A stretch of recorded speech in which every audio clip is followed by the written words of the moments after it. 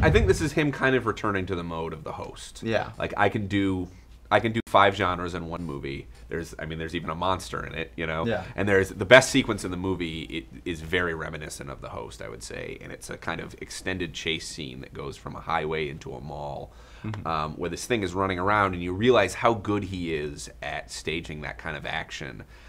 The little playful touches and just the sense of speed and scale. Yeah. You know, that he has that has earned him comparisons to Spielberg, I think rightful ones. But I think in general this thing isn't as cohesive as the host is, you know.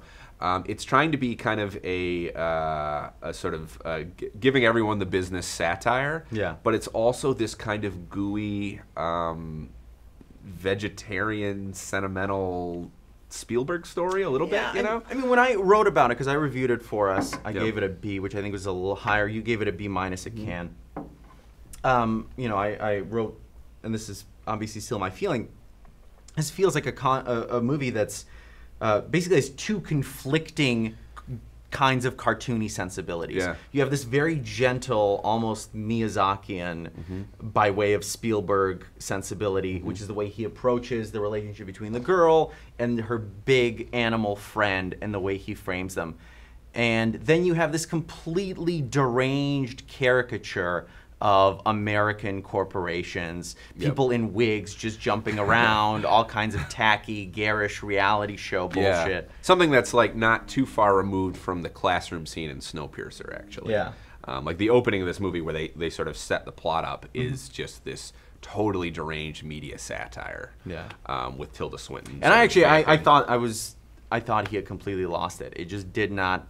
It was I kind of wish I would have liked a little bit more of that movie personally. Really, it just totally I didn't really settle into the movie until they switched until they jumped into South Korea. I almost wish that we didn't have that big. I mean, I understand the movie with this. It's a purely expositional device. Yeah, it's like how can we make this pure exposition that this world needs to function?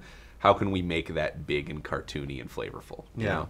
I mean, I think that the movie's identity crisis is reflected in those Animal Liberation Front characters you're talking about, where the satire side of this wants to view those characters as, in their own way, as silly and ridiculous and maybe as conflicted as everybody else in this film. Yeah. You know, when they're introduced, the movie is kind of putting them on the same level in their own way as the bumbling employees of the agribusiness company who don't care that the animal is being that's also a touch I like, is that they totally do not care that the truck is being defaced or the animal is being stolen because they're not paid enough to care. They're just that's a great touch. It's insured. It's the company's truck.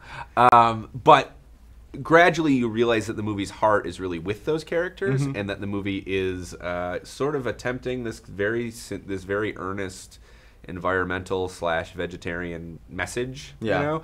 And I think that it loses a little bit of its satiric bite sort of attending to that aspect.